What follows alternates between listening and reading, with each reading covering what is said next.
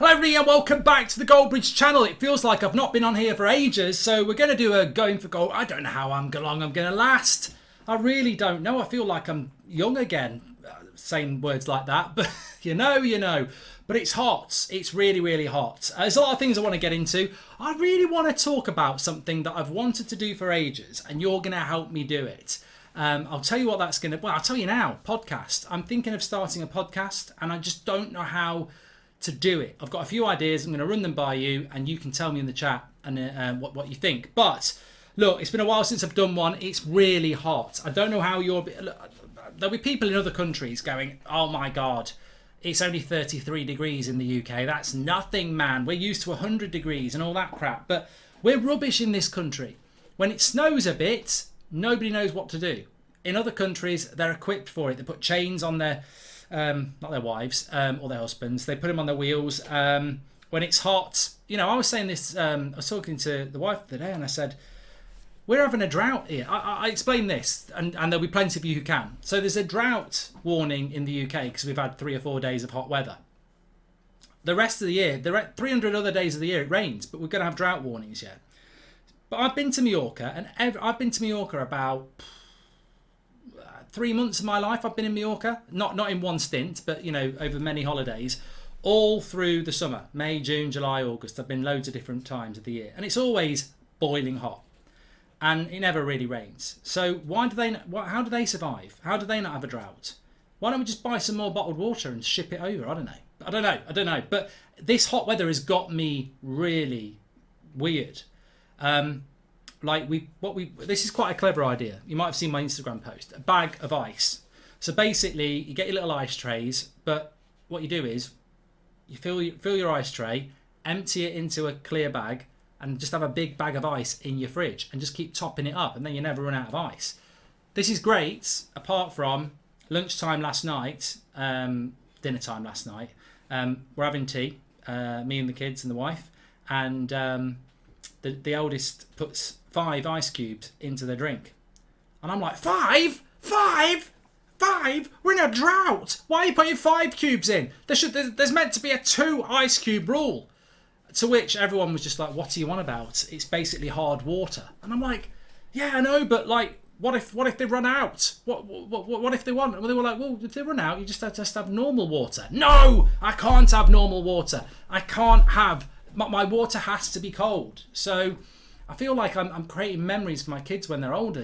When I'm dead and they're telling their kids, wow, your granddad, he was a right tight arse. He would only let us have 2 ice cubes. And it's going to get taken out of context. And this is the thing you have to be very careful about. Memories that are created for your kids or other people or your friends when you're older is that I will go down as 2 ice cube man now. They'll remember that story. And actually, they'll forget that down in Devon the other day, I was buying them sweets and ice creams galore. They'll just remember the 2 ice cube thing. And my legacy will be, oh, Grandad Goldbridge was a right tight arse. And I'm not. I'm actually very generous and I'm very humble.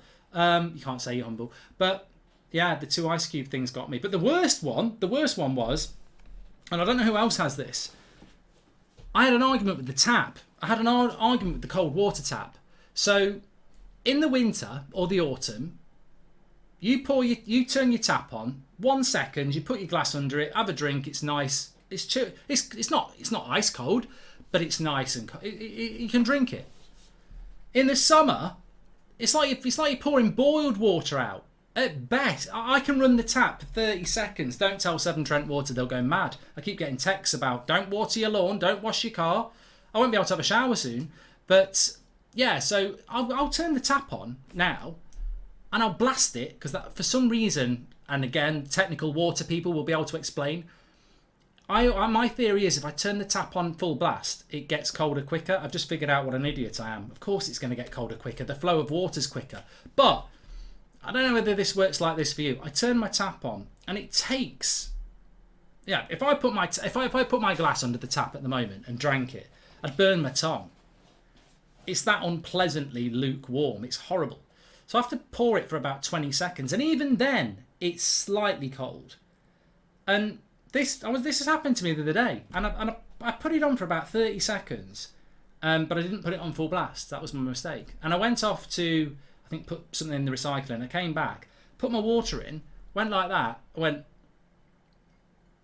you're having a spatter. You're having a bloody laugh. You're having a bloody laugh. You're taking a piss. What are you doing? 30 seconds I've left you on, and you're delivering that lukewarm shit. I'm not drinking that. You can go on full blast now for another 30 seconds. You cheeky git. And I actually did shout at the tap. And then I realised this is becoming a problem. It is. What I need to do, and I know there's a lot of posh people in the chat screaming at me now. You know what you need to do, Goldbridge? You need to get one of those fridges that's got ice cold water and ice cubes on tap. I know I do. On holiday, they had one. My sister's got one. I haven't got one. And it actually, you know what, I should be sponsored by Currys or Hot Points, because that is where those fridges are worth their weight in gold. Because they have these little taps on the front where you can press a button for ice cold water, a button for crushed ice, and a button for normal ice cubes. I mean, I'm in a fantasy world here. Forget porn or YouPorn or anything like that. X-Hamster, whatever you want to know. I've never heard of these things before. I don't know what I'm talking about. But this is me. You know, I'm not talking Harry Maguire here. We're not talking that type of fridge. I'm talking... imagine me in front of that. Have as many... You say you want 6 ice cubes. Go for it. Go for it. Crush them if you want. We're happy. I mean, I need one of these fridges. Yeah. So if you've got one, well done. I haven't got one. And, I'm just made myself feel happy now. I'll be dreaming about that fridge tonight. Yes, it would be great. But yeah, we're not prepared for heat in this country at all. We don't have aircon. I've seen friends who are like putting things on Facebook, on Instagram about how the family camps downstairs because it's warmer downstairs than it is upstairs. Some people sleeping in the kitchen because the stone floor gives off cold. But when you're on holiday, it's not a problem, is it? I go on holiday, it's 35 degrees at night. When you're heading out, I've still got my long-sleeved Ralph Lauren and my bloody jeans on, walking out there, dripping like a shower. But, do it in the UK, we can't deal with it. But I tell you one positive about the hot weather is that a lot more people seem to be a lot more careful in the sun. As I've said on my arm here, I've got a big scar. Now, you might just be able to see it as I turn it around. I don't know what the camera's like. You can sort of see it there. Now, I was in the sea and there was this child that was on a rubber ring and it had floated out and I saw this massive shark. So I swam out, punched the shark in the face, grabbed the kid, threw it and the rubber ring like a boomerang back to shore. But while I was doing that, the cheeky bastard shark came back and bit me on the arm, and that's why I got the thing. And then I knocked it out again and swim back. And my arm was sort of really, really bad. I went, that's fine, just put a plaster on. And I ended up with a scar. I didn't. Some of you will know the story already. I had a mole removed, and they had to go quite deep because it did have cancer cells in it. So, and that is probably because I was stupid in the sun when I was younger. I'm not talking about being on page 3 or anything. I'm not talking about that sun. I'm talking about the hot sun. Because to be honest with you, I don't know whether it was just me and my mates, but our sun protection was crap. Dinner time at school, playing football, after school, weekends, summer holidays. I mean, I was topless more than Jordan. Katie Price. We all were.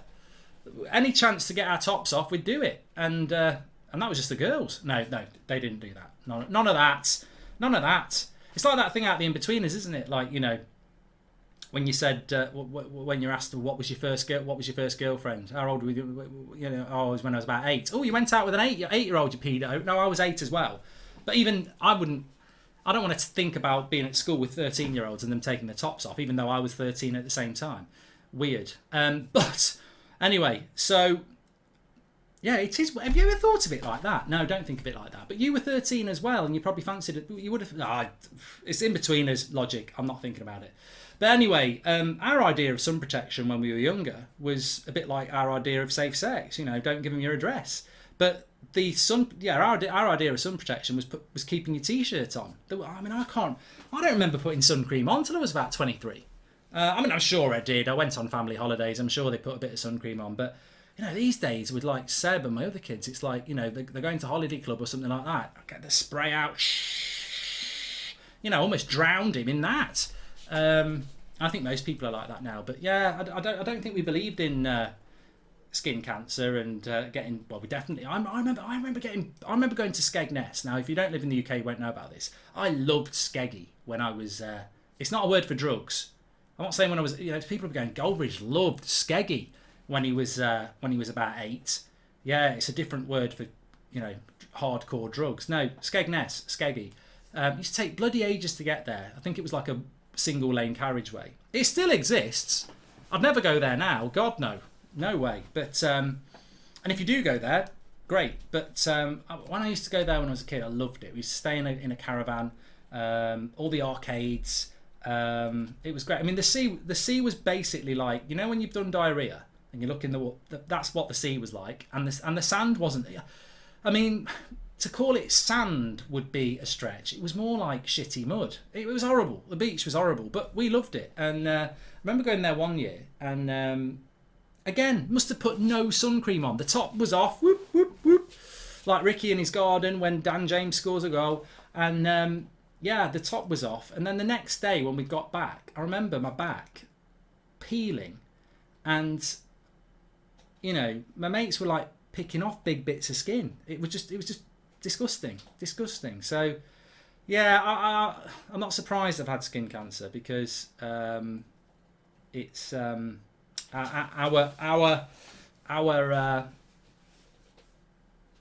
behaviour in front of the sun wasn't that great. It really wasn't. But I do want to talk about this podcast thing, but it just got me thinking there. I mean, all right, I was irresponsible in front of the sun, but in other ways, I don't know why this is coming to my head. I think it's because the girl I nearly did it with was a redhead, and therefore I was thinking, they have to be careful in the sun. I don't know why this has dropped into my head. It's completely, just dropped in my head, and I'm just going to run with it. But so whilst I was irresponsible in front of the sun, and we used to have a sunbed. We used to have a sunbed in our house. It wasn't mine. I presume it was, it was obviously somebody. I don't know how it got there. I used to ask my mum, and who's that sunbed? Don't know how it got there. Maybe someone will get it at some point. Yeah, I remember going on that a few times and falling asleep. It was very relaxing on a sunbed. But yeah, irresponsible in the sun. Be safe in the sun. But whilst I was irresponsible in the sun, in other ways I made some quite good decisions, because I was thinking about this is really good. I was thinking about this a couple of years ago, so I'm going to share it. So I grew up in quite a rural place. Closer to Leicester than Nottingham, actually. So you could say I'm a Leicester City fan. Oh, I'm wearing blue. He's a Leicester fan. He's admitted it. Leicestershire was literally about 2 miles away from where I lived, but I lived in Nottinghamshire. And it was and when I say shire, there'll be people in America and Australia thinking like hobbits lived there. No, we basically, I always thought it was for cricket, but it's probably for something else. So Leicestershire, Nottinghamshire, Derbyshire. There's a few shires, Wiltshire. They're counties, aren't they, basically? And basically, I lived in Nottinghamshire, but it was quite rural. Countryside, trees, barbed wire. And anyway, so there was times in my life where there wasn't a lot of action, if you know what I mean. And I hit quite a barren spot where I was about 18, maybe. Yeah, I would have been 18. And I'd sort of left school, gone to college, got ill, and then left college, and I was sort of stuck in between. I must have been 17, actually. God, I don't know. To be honest, between the ages of 16 and 18, I try and forget them. I wasted them. I did next to nothing. I left school with GCSEs. I went to college. I got glandular fever. That took me out for the first 2 months. They wouldn't have me back because they said I'd missed too much. I said, do you know who you're dealing with? I'm a genius. They said, shut up, you're not coming back. And then I was like, end of October, was going to go back to college in the following September, but what do you do? Many people said get a job. I didn't want to do that. So I really sort of, wasted my time. Anyway, it was in these dark days when everyone else is doing sixth form. Some of my other mates have gone to college, and, I didn't really have any money either. So I sort of got into this rut of, borrowing a tenner here and there, and I was still doing my paper round. God. Oh my God, I was still doing a paper round at 17 because it was 25 quid a week. 25 quid a week. It was 25 quid a week. I mean, getting seen by your mates who were driving at that time, with a big orange bag on the thing, delivering papers, was a minor problem to earning 25 quid a week. I mean, 25 quid a week, and it would have been, how old am I now? So 20 odd years ago. 25 quid a week's, not too bad. It's probably equivalent to about £100 a week now. No, it wouldn't be that much, would it? But maybe 50 quid a week. So I was earning, I was earning enough to go down the pub a few times a week, but I wasn't earning enough to have a life beyond the village that I lived in. So I sort of like, but you know what you like as a 17-year-old lad? 20 Bennos from Betty, the shopkeeper, and a couple of pints of Foster's isn't enough for a young virile man.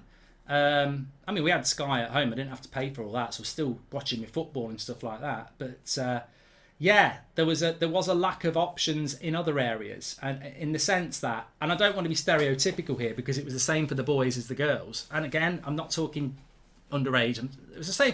I was 17, so I didn't really feel like I was a man. But sometimes I don't feel like I am now. I feel like I've never grown up. But anyway, so there's people, basically 2 local pubs, yeah.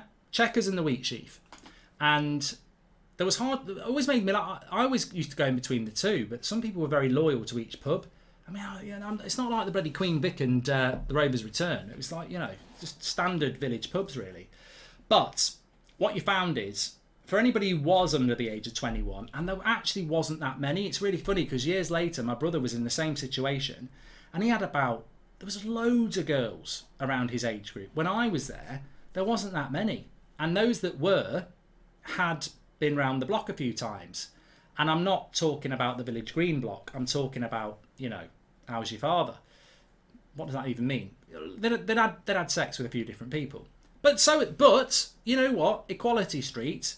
Why is it always the women that get the reputation? The men were at it as well. So I'd watched a lot of Neighbours growing up, and I had this obsession that I didn't really want, I suppose, seconds or thirds, or in this case were double figures. They'd been around the block a lot, and effectively I didn't really want that. So anyway, one night I'd had a few drinks down one of the pubs, and I was a good looking lad. It wasn't for want of trying, people trying to get me, men and women. I've always had that. I remember being in a pub.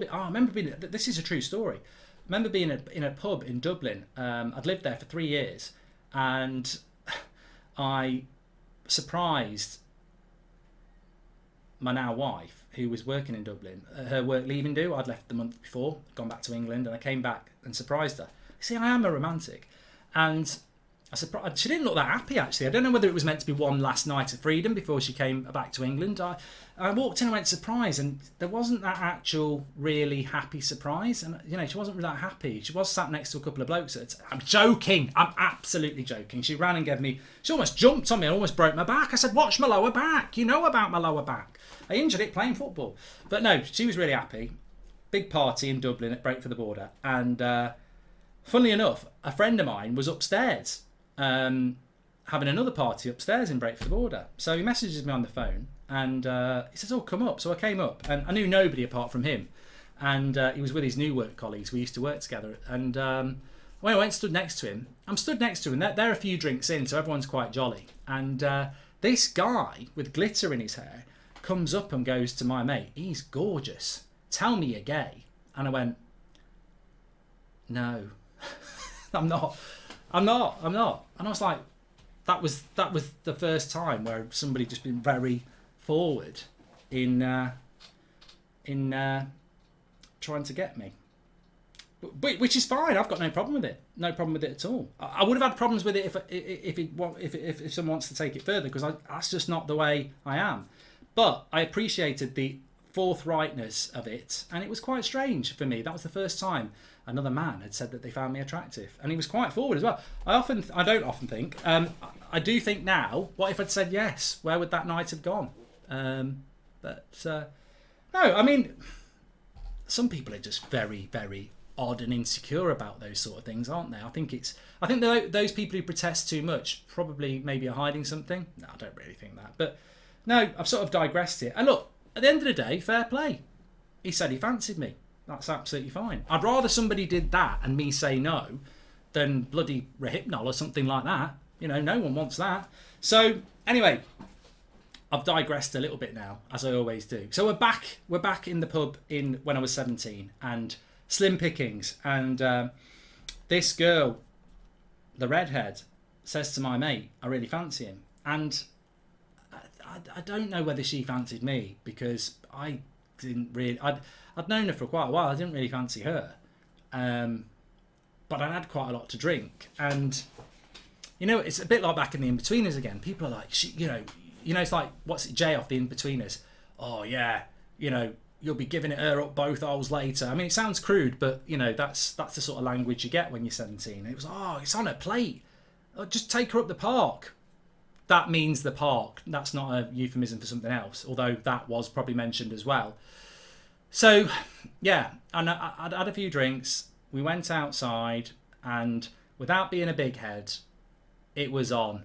It was on. And I don't know what. I do know. I don't know why, because I'd had so much to drink, and I've made bad decisions when I've been drinking before. But something kicked in my head, and I went, nah, I'll walk you home. Now, she didn't go home. She wanted to be walked back to the pub. So, God knows where her next target was. Maybe it was the pool machine. Maybe she just wanted another drink. I don't know. She was a nice girl, but it wasn't for me. And I think about that now, and I think, you know what? If I'd have just gone through with it, maybe it just would have been one night and everything moves on. Or maybe it would have been one night and it could have been a massive mistake. You could have got pregnant or anything like that. So, it's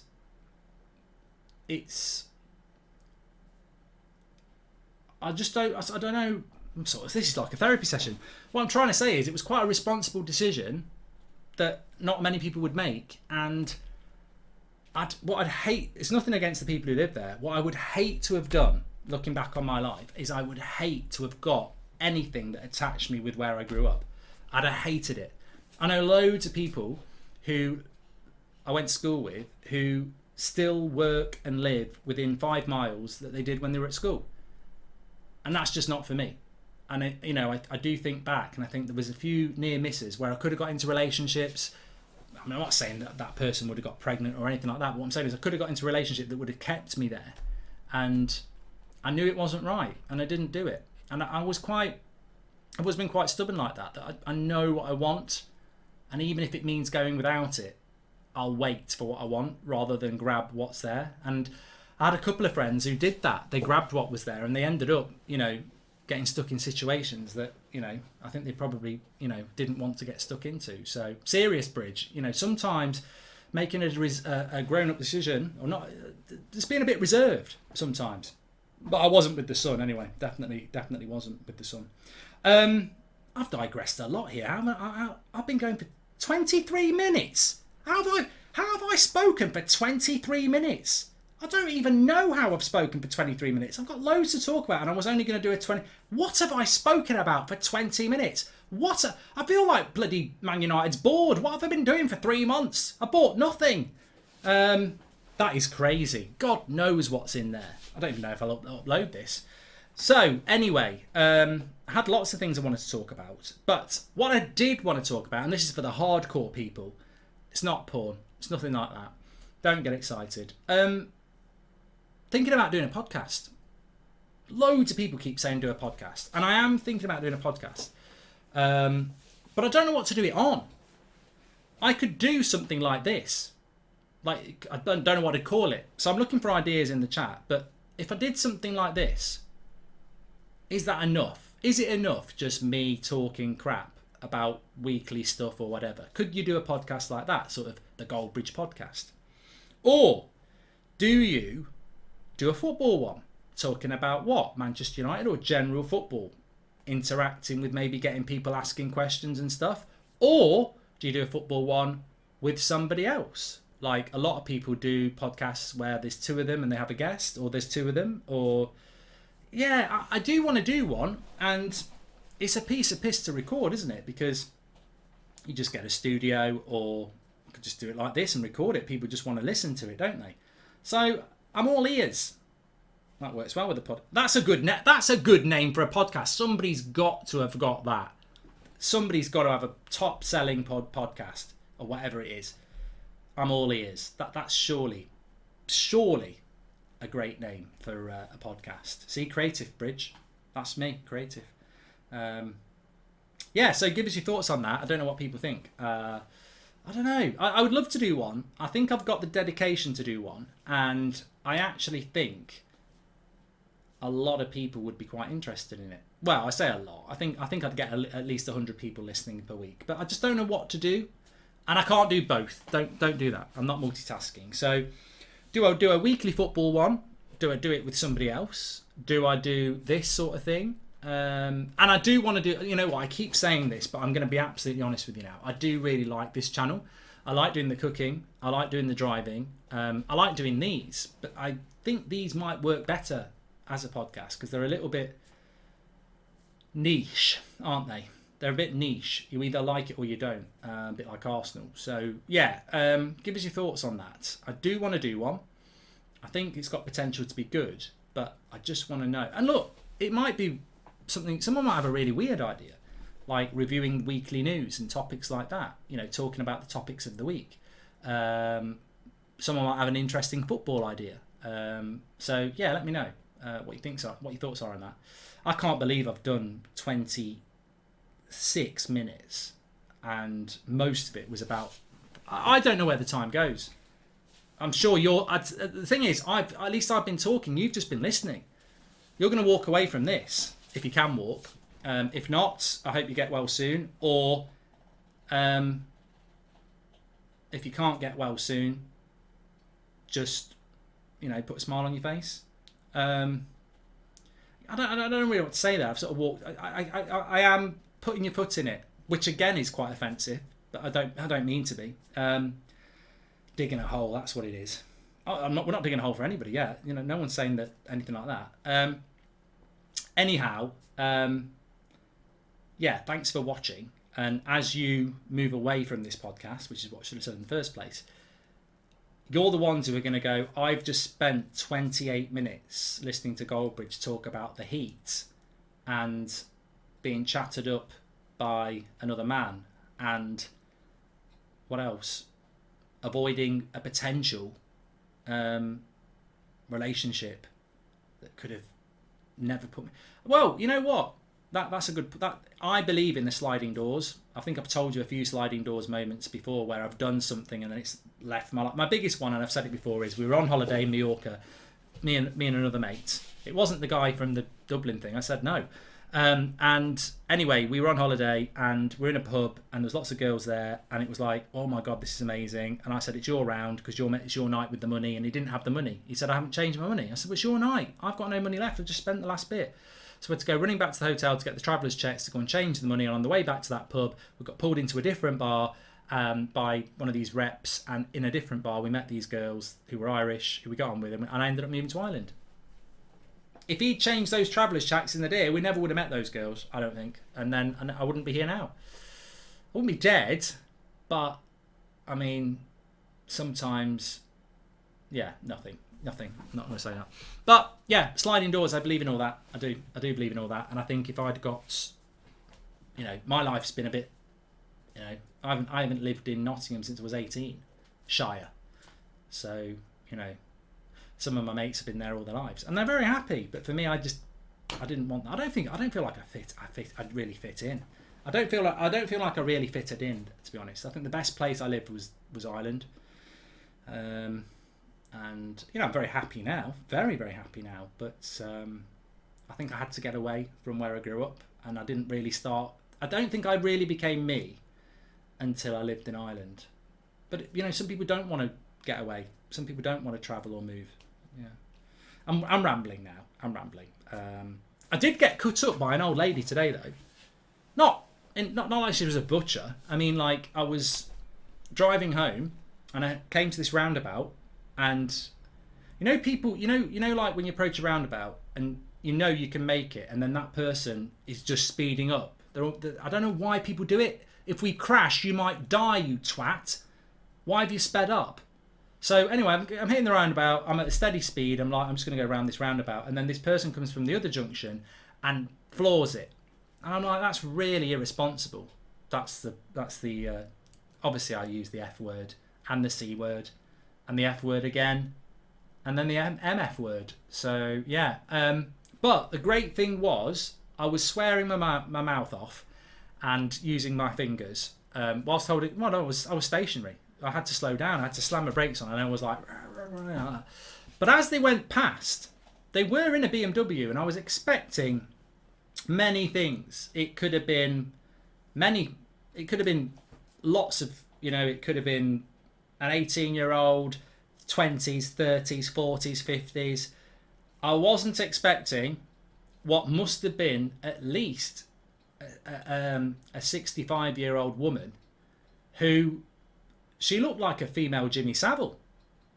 And don't go looking him up. But yeah, really white hair, pink sunglasses on. It was definitely a woman. It would have made sense if it was Jimmy Savile, actually, the speed they were going at. Maybe they were getting away, but he's dead, thank God. So it wasn't him. It was definitely a woman. And they... you know what? I almost applauded. I was like, suddenly all my anger disappeared. I was like, it's an old woman who's just done that. And she had really good control of the car as well, which, to be honest, stereotypically, they don't. They drive at 20 miles an hour and they're all over the place. So, well done. If you're watching, well done. It calmed me down a lot, which says a lot, doesn't it, about stereotypes. If that had been a, 45-year-old bloke with sunglasses in a suit driving that BMW, I would have said, "You bloody suit, you effing suit. You think you're it? You think you're Ollie Murs?" But no, it wasn't. It was a woman who looked like Jimmy Savile. Anyway, thanks everyone for watching. On that bombshell, let's end the show. Thanks for watching. If you enjoyed it, smash a like, get your comments in about the podcast and everything else. Hope you've enjoyed it, and give us a subscribe. We'll start whacking up some regular content on here now. I enjoy it on here, so thank you. It's good to be back. Hope you enjoyed it.